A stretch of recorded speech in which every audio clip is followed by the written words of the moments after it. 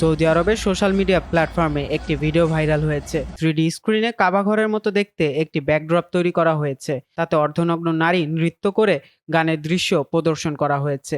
নেটিজেনরা বলছেন, এতে করে কাবা শরীফ ও ধর্মের অবমাননা করা হয়েছে।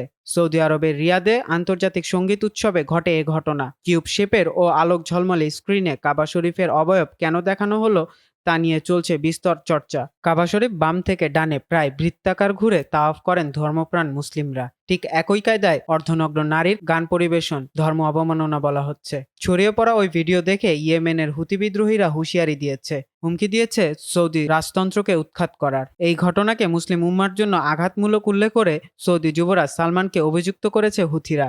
সৌদি কর্তৃপক্ষ বলছে, কাবা শরীফের অবমাননা করা হয়নি, তবে এই ব্যাখ্যায় সন্তুষ্ট নয় হুথিরা।